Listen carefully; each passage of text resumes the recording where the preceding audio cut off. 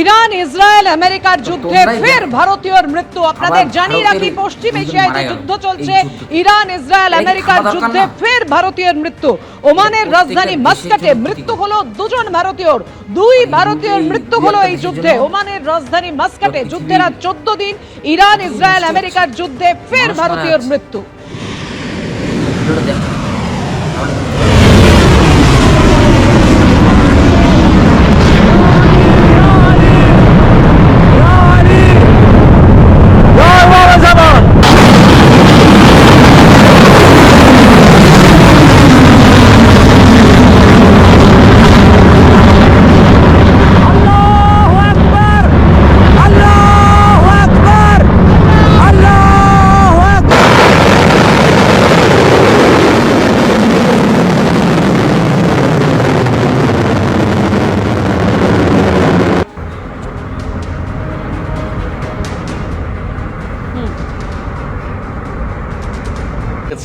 একজন নিখোঁজ আছেন এইরকম খবর আসছে এবং ওখানে আজকে গালফের অতিরিক্ত সচিব এই ব্রিফিং করেছেন এবং এটা বোঝা যাচ্ছে যে ইরানের প্রতিবেশী দেশ যেগুলোর ওপরে হামলা চালাবে না বলে একটা কথা বলা হয়েছিল, সেটা কিন্তু মোস্তফা খোমেনি ক্ষমতায় আসার পর পরিষ্কার হয়ে গেছে যে মধ্যপ্রাচ্যের যে 8টি দেশ ইরান সংলগ্ন এলাকায় অবস্থান করছে এবং যেখানে যেখানে আমেরিকান সেনাঘাঁটি রয়েছে সেই সমস্ত জায়গায় ইরান আক্রমণ চালিয়ে যাবে।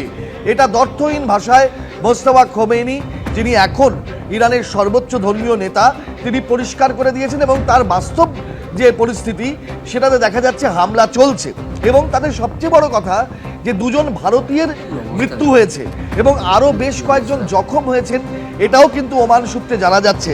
ওমানের ওখানে যারা বিদেশ মন্ত্রকের সচিব রয়েছেন, যারা প্রশাসনিক আধিকারিক রয়েছেন, তাদের তরফে জানানো হয়েছে যারা অন্যান্যরা আছেন, অন্যান্য ইন্ডিয়ান ন্যাশনাল অর্থাৎ ভারতীয় নাগরিক রয়েছেন, তাদেরকে নিরাপদ জায়গায় সরিয়ে নিয়ে যাওয়ার চেষ্টা চলছে ভারতের তরফেও।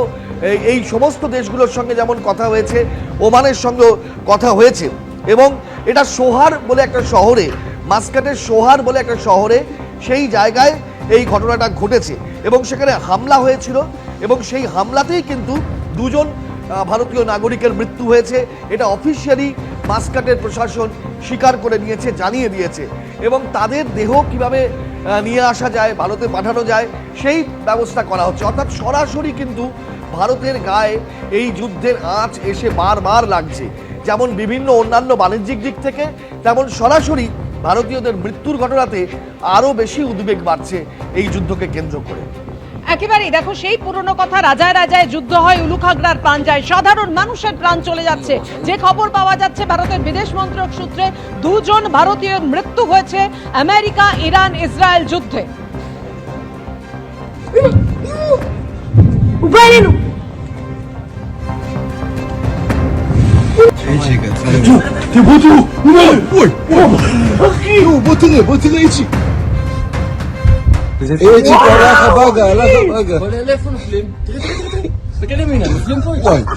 একেবারে হেসেলে গিয়ে টান পড়েছে, যেভাবে গ্যাসের যোগানে টান পড়েছে, সিলিন্ডার কিনতে মানুষ লম্বা লাইন দিচ্ছেন এবং পাচ্ছেন সেই বিকেলে কোথাও কোথাও কালোবাজারির অভিযোগ উঠছে।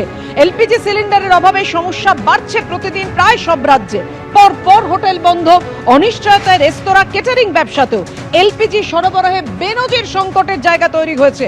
ডিস্ট্রিবিউটরদের অফিসে দেখা যাচ্ছে লম্বা লাইন।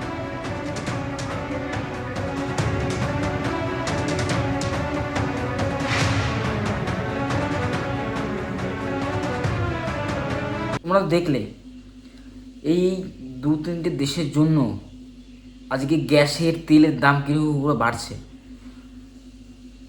কত প্রবলেমের মধ্যে যাচ্ছে ভারত। আজ গ্যাস পাওয়া যাচ্ছে না, সবাই এখন কাঠে রান্না করছে। ইরান ইসরায়েল আর আমেরিকা, এই 3টে দেশের জন্য আজকে ভারতের এই প্রবলেম, এই অসুবিধে। তাও কালকে মুম্বাইয়ে তেলের জাহাজ আসলো, ভারতকে আটকানো তো সহজ নয়, কারণ ভারত সবার সাথে লাগতে চায় না, সবাই একসাথে থাকতে চায়। আজ এই 2-3টে দেশের জন্য আজকে এই পরিস্থিতি, এই প্রবলেম। আজ নিয়ে 15 দিন হয়ে গেল, যুদ্ধ থামার কোনো কথা নেই। ক্ষতিটা কার হচ্ছে ভাই? এটা বোঝা দরকার ক্ষতিটা কাদের হচ্ছে। আর তোদের জন্য আজকে আরও যে দেশ আছে তাদেরও ক্ষতি হচ্ছে।